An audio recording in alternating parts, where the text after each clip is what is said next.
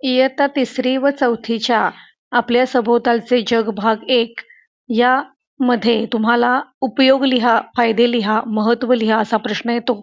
तर तो कसा लिहायचा हे या व्हिडिओमध्ये सांगितले आहे.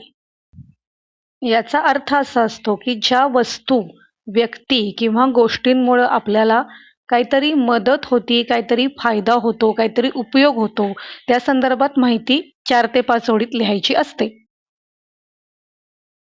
तर पहिलं वाक्य लिहायचं उपयोग कशासाठी होतो, त्यानंतर आपल्याला त्याच्यापासून काय मिळतं, त्यानंतर त्याचा कोणता फायदा आहे आणि जर ते नसतं तर काय झालं असतं, ही ओळ लिहायची आणि शेवटी समारोप करायचा.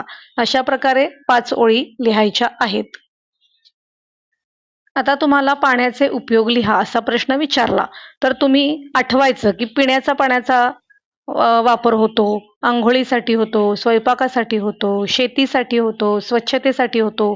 अशा प्रकारे तर बघूया तुम्ही ह्या दिलेल्या विषयावरती फायदे, महत्त्व लिहून मला दाखवा, मला कमेंट करा, फोटो पाठवा. मी तुम्हाला सांगीन तुम्ही बरोबर लिहिलेत का चुकीचे लिहिले आहेत. सराव करा म्हणजे तुम्हाला वाक्य बनवता येतील. तर अशा प्रकारची उत्तरं लिहित असताना ती उत्तरं पाठ करून कधीही लिहू नका.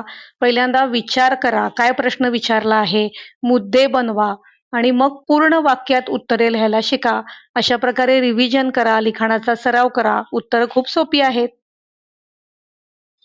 लाईक करा, शेअर करा आणि सबस्क्राईब करा. Thank you.